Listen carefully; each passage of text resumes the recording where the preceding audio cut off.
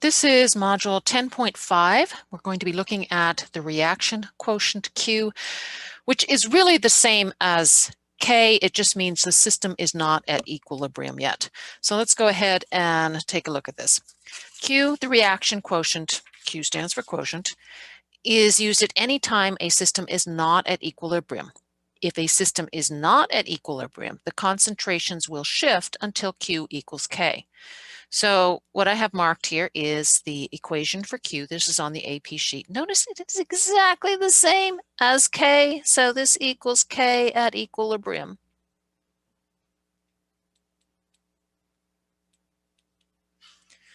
Let's go ahead and take a look at a reaction where we're starting off with A going to B, and we have pure A and no B. We have learned that once the products and reactants are at a constant ratio, no net change, that this means that we are at equilibrium. And this means that we are using K. Everything on the other side, we use the reaction quotient Q. So if we write out the equation for Q, what we write out is the concentration of B over the concentration of A. And we're going to estimate it off those little stars I made. So we're going to say that that is equal to 0.02 over 0.06, which is roughly 0.33. Now let's take a look at the values of K. I'm going to estimate that this is 0.22 and 0.56, just a quick estimate. And so I'll write out the equilibrium expression. It is also B over A. But now I'm at equilibrium, so I'm going to call it K. And I will substitute in 0.22 and 0.56. And I calculate that out and I get 0.39. So if we look at this reaction here, we can see that we have more product when the system is at equilibrium, if we're looking at the starred Q areas. And so what's going to happen in this case is Q will increase as the system approaches equilibrium until Q equals K. So here's two conditions that you should know.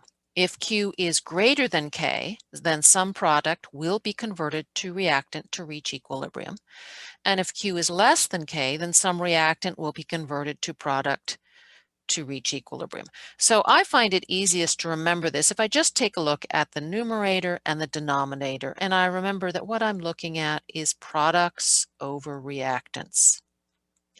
If I have too much product, Q is going to be greater than K, and I need to convert some stuff back to reactant. Let's take a look at another set of examples. So now we're looking at the equilibrium of SO2 with O2. The first graph, we are starting with just reactants. Remember, Q is everything before we have reached equilibrium. At time equals 0, Q is way, way less than K. And so we're going to have to produce product. If we look at the other graph, we are starting with just product. So we can say at T equals 0 that Q is way more than K.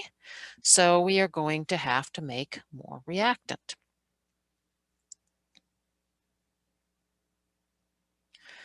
So let's use some calculations of Q to predict which way the reaction will proceed. The two examples I've shown so far, we have started with either no product or no reactant. But what happens when we start with a mixture of product and reactant? How do we predict which way the reaction will shift? So what we're going to do is we're going to calculate Q, we're going to compare it to K. So here's an example. The following reaction has the equilibrium constant 6.0 times 10 to the negative 2. Let's write this to the top side. 6.0 times 10 to the negative 2. All right. Predict the direction the system will shift to reach equilibrium. We're told the initial conditions for ammonia, nitrogen, and hydrogen. So our approach is we're going to calculate Q and then compare it to K. So first, let's write our reaction quotient expression.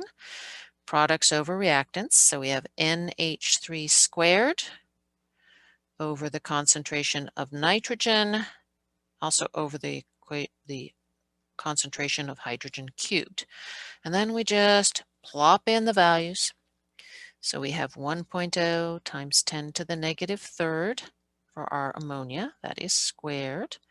And then we're going to divide that by 1 times 10 to the negative fifth. That is for the nitrogen. And then we have 2.0 times 10 to the negative third. And we're going to remember to cube that because it's due to the hydrogen.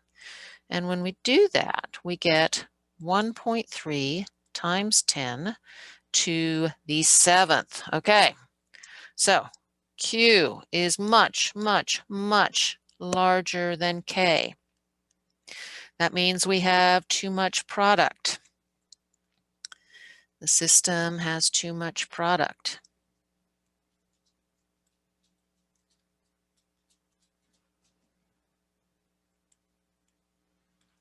So what's going to happen? The system will shift to consume product.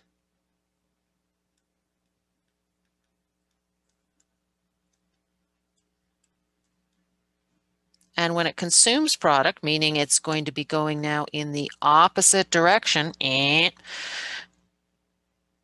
it's going to produce more reactant.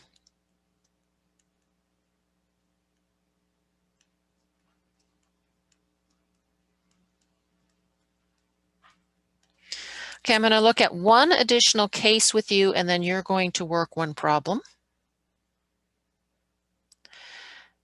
At 740 degrees Celsius, K equilibrium is 0.0060 for the decomposition of calcium carbonate.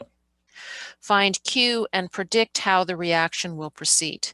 So let's write our equilibrium, or excuse me, my reaction quotient expression for Q.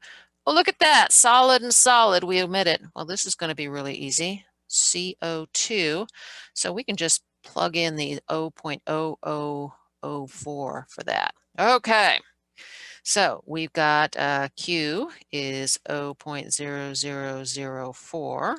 We've got K is 0.0060.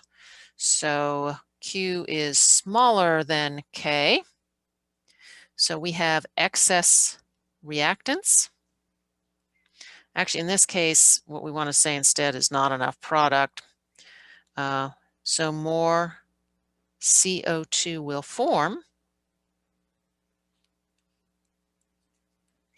until Q is equal to K. As promised, the last problem is yours. At 1000 degrees Celsius, K equilibrium is 1 times 10 to the negative 13th for the following reaction. If HF equals 23.0 molar, H2 is 0.54 molar, and F2 is 0.38 molar, determine the value of K and predict how the reaction will proceed. So I'm going to pause here, and you are going to work the problem.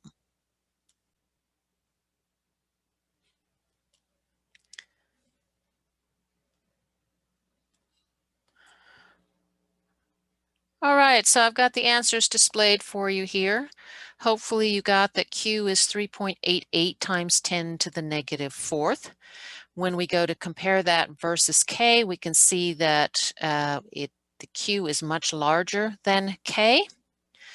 Therefore, we have too much product because the denominator is too large. So we have too much product. Let's try that again. Too much product. So you should conclude that the reaction will shift in the reverse direction.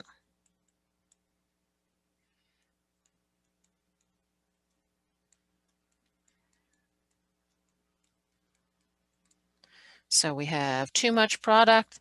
It's going to shift in the reverse direction, which means it's going to be shifting that way. So why are we doing this? Well, we're going to be using these in ICE tables later, and you're going to have to know whether to make one factor a plus x or whether to make it a minus x, and it's going to be based on the value of Q. All right, we are going to stop there.